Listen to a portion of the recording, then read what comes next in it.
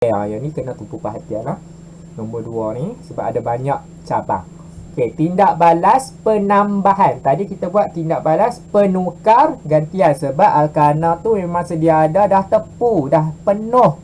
Maka tak ada cara lain, kita kena buang salah satu ganti yang baru kan untuk Alkana. Tapi Alkena ni dia tak tepu. Maksudnya kita boleh tambah 2 lagi extra benda baru. Sebab tu nama dia tindak balas penambahan. Addition reaction. So dia macam ni. So kita ada Alkena ni double bond. Kawasan yang ada double bond saja yang terlibat. Maksudnya karbon sebelah sini dengan karbon sebelah situ. Kita ada 2 benda yang kita akan tambah. So 2 benda ni akan pergi dekat karbon pertama dan lagi satu pergi kepada karbon yang kedua. Tak kisah lah, nak tukar tempat pun tak kisah. Dan dia akan jadi tepu. Tepu tu maksudnya semua single bond penuh, diisi penuh. Tu tujuan penambahan. Dia nak menukarkan tak tepu kepada tepu. Maka ada banyak jenis penambahan. Yang pertama, kita boleh tambah hidrogen melalui penghidrogenan. Nama dia lah. Penambahan halogen. Nama dia penghalogenan. Penambahan halogen halida, HCl ke, HBr ke, Hi ke, yang ni Cl2, Br2 dengan I2. Yang atas ni H2. So yang ni nama dia hidrogen halida lah. Pun boleh juga. Penambahan air, H2O pun boleh. Nama dia penghidratan. Ni saya highlight. Kena highlight lah. Yang ni pun highlight juga penghidrogenan ni. Okey, pengoksidaan menggunakan larutan kalium manganat 7 berasid. Ingat, kalium manganat 7 berasid ni kita dah jumpa dah chapter lepas. Dia adalah ejen pengoksidaan. Maka tindak balas adalah tindak balas pengoksidaan. Nanti kita tengoklah tindak balas pengoksidaan. Okey, kita pergi dulu yang pertama. Penghidrogenan. Penghidrogenan maksudnya tambah hidrogen dengan kehadiran mangkin, katalis nikel ataupun platinum. Tak kisahlah, pada suhu 180 darjah. Yang ni kena wajib hafal. Kalau tak tulis salah. Kena tulis nikel dengan 180 darjah ni. Maka dari tadi H jadi 4, kita tambah 2, H jadi 6. So saya tunjuklah cara macam mana benda tu berlaku dekat sebelah sini. Okey, kita ada metal catalyst surface ni, permukaan logam mangkin tu lah, logam nikel tu. Okey, dia buat apa? Sebab hidrogen ni tak reaktif. Tapi alkena tu memanglah reaktif. Tapi hidrogen tu memang sangat-sangat tak reaktif. So, tak boleh nak buat apalah kalau kita tak tambah mangkin dengan suhu ni. Maka kalau lah ada kehadiran mangkin ni dia akan attract hidrogen tu. Dia macam buat macam ni lah, dia akan susun hidrogen tu siap-siap untuk alkena tu.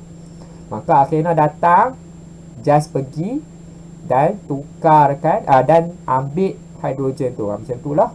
Dan ambil lagi hidrogen lagi satu. Maka terkeluarlah alkana. Tadi alkena. Sekarang dah jadi alkana. Macam tu lah. Tugas mangkin tu hanyalah dia nak jadi tempat penambahan tu. Tempat penambahan. Dia akan susun hidrogen siap-siap. Dia susun alkena sebelah. Maka alkena, bond dia tu, ikatan-ikatan ni semua dah lemah. Bila dah lemah, senanglah nak attract. Nak attract. Sebab kat sini mula-mula elektron banyak kan. Elektron bersifat negatif. Hidrogen ni bersifat positif. Mestilah negatif akan attract positif. Tapi yang saya nak buktikan dekat sini adalah tempat berlakunya tindak balas tu dekat double bond tu. Bukan kat tempat lain. Okey. So kita tengok pula tindak balas yang kedua. Penghalogenan. Penambahan halogen. Yang ni tak ada condition lah. So tak apa, senang. So kita ada ethanol tambah bromin. Tambahlah 2 bromin tu dekat kawasan double bond tu. Nama dia 1,2 dibromoetanol. Nanti saya ceritalah macam mana boleh ada nombor-nombor ni. Tapi yang penting hafal dibromoetanol. Ada 2 bromin etanol. Okey, so cara dia macam ni. Kita ada double bond tu, kita ada Br2 dan Br2 tu dia akan attach pada kawasan karbon kan, karbon yang ada double bond tu. Mula-mula ada berlakunya polarization. Polarization tu maksudnya sebabkan kawasan double bond ni bersifat negatif, maka bromin ni secara automatik dia akan jadi positif. Tu nama polarization. Dia disebabkan bila bromin rapat dengan double bond ni, maka double bond tu memang bersifat negatif, bromin dia akan jadi positif. Dia akan mempercepatkan tidak balas tu lah. Maka yang elektron daripada double bond tu dia akan curi satu bromin, maka ikatan bromin tu akan pecah lah. Dia akan jadi bentuk macam segitiga ni. Segitiga ni bercas positif. Bila dia bercas positif, dia tidak stabil, maka bromin yang negatif tu akan tertarik kepada yang bersifat positif tu, dia akan memecahkan ikatan. Maka berlakulah penambahan bromin dekat kawasan double bond tu. Dia jadi tepu. Macam tu lah kaedah cara benda ni berlaku. Okey, tu nama dia penghalogenan. Okey, yang ketiga penghidrohalogenan. Tambah hidrogen, tambah halogen. Okey, HBr dua-dua ni ditambah dekat kawasan double bond tu. Tiada condition yang spesifik, maka boleh tulis persamaan macam ni sahaja. Cara dia macam ni lah. Okey, disebabkan double bond bersifat negatif, hidrogen dia jadi positif, dia akan tertarik, dia akan curi hidrogen dulu. Maka hidrogen ditambah dahulu, lepas tu menyebabkan karbon tu bersifat positif, positif akan attract bromin yang bersifat negatif, maka bromin pun akan ditambah kemudian. Macam tu lah cara dia. Okey, di penghidratan. Penghidratan maksudnya tambah air. Hidrat tu maksudnya air lah. Penghidratan tambah air, ada condition yang spesifik kena hafal. Dengan kehadiran makin catalyst fosforic acid. Asid fosforik 300 darjah Celsius, 60 atmosfera untuk tekanan. Mesti kena hafal 3 biji ni. Okey, steam. Dan air tu mesti hadir dalam bentuk steam lah. Yalah, suhu pun 300 darjah Celsius, mestilah sangat panas kan. Maka air tu dah bertukar jadi steam lah. Ethanol campur steam, tambah dua-dua ni jadi etanol. So macam mana boleh jadi etanol? Dia akan tambah dekat double bond ni. Air, dia punya bond dia adalah H dengan OH kan. Kita dah belajar waktu tindak balas redox iaitu air kita boleh pisahkan H dengan OH. Maka H dulu. Kenapa H dulu? Sebab double bond kita ni bersifat negatif, hidrogen bersifat positif, maka dia akan ambil hidrogen dulu, menyebabkan karbon dekat sebelah sini bersifat positif. Bila bersifat positif, dia akan attract yang negatif pula, OH, barulah tambah OH.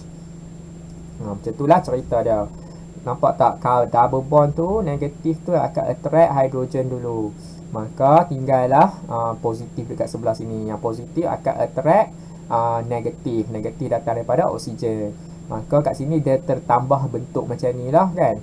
Lepas tu deprotonation, maksudnya buang hidrogen. Buang hidrogen jadilah OH saja. Yang ni lebih kata apa, detail lah. Tapi sebenarnya tak perlu tahulah detail tu. Ingat je, air tu kita boleh pisahkan H plus dengan OH minus dengan kehadiran asid. Dengan kehadiran asid mesti kena ada asid. Okey, tu penghidratan. Pengoksidaan tambah KMNO4 tu, ejen pengoksidaan. Okey, apa yang berlaku dengan kehadiran berasid juga ni? Sebab nama dia larutan kalium manganat 7 berasid. Maka mesti kan ada asid juga. So yang ni dia punya tindak balas dia ada air, ada oksigen. Oksigen datang daripada KMNO4 ni. Okey, dia akan menyebabkan dekat kawasan double bond tu dia jadi OH semua. Nama dia etan 12 diol. Diol maksudnya diol, 2 OH. OH kan ol tu kan untuk alkohol, kita dah belajar dah kan. Alkohol nama dia mesti ada bunyi ol kat belakang tu. Anol kan, anol. Maka kalau satu OH, ol sajalah nama dia. Kalau ada 2 OH, diol. Kalau ada 2 double bond, nama dia diene. Kalau bahasa Inggeris lah, diene. Kalau ada triple bond, ada 2, diane. Bunyi dia diene. Macam tu lah. Tapi tak belajar lah dalam SPM benda ni. Diol saja yang complicatednya. So ingat, kalau berlaku pengoksidaan, dia akan menambah oksigen. Sebab tu nampak dekat karbon kita ni ada oksigen jadi 2 pula, 2 tambah oksigen. So yang tu dia punya persamaan dia. C2H4, lepas tu kat belakang ni tambah OH2. Macam tu sahaja. Tapi kena ada lah benda-benda ni.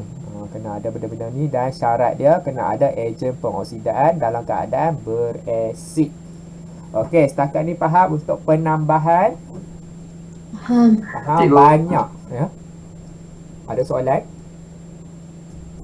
Tak ada soalan? Tak ada. Okey.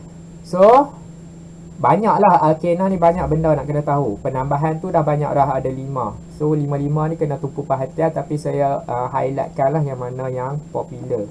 Yang ni popular. Penghidratan ni popular. Lepas tu penghidrogenan ni popular. Dua tu lah. Yang lain tu bukan tak popular. Yang dia ada juga keluar, tapi yang banyak keluar tu yang dua tu, penghidratan dengan penghidrogenan. Okey, yang ketiga ni palinglah tak popularnya, tindak balas pempolimeran penambahan. Yang ni kita akan pergi lebih detail dalam topik polimer nanti, topik hujung nanti, tak apa. Tapi sekarang ni kita tengok dululah tindak balas pempolimeran ni macam mana. Kita ada monomer. Monomer tu single unit. Single unit. Mer tu maksudnya unit.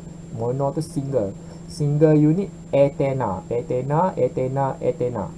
So etena ni dia boleh ditambah dan digabungkan menjadi polimer multiple unit. Jadi nama dia polytena. So etena jadi polytena. Kalau dia propena, dia jadi polypropena. Kalau dia butena, dia jadi polybutena. Macam itulah nama dia.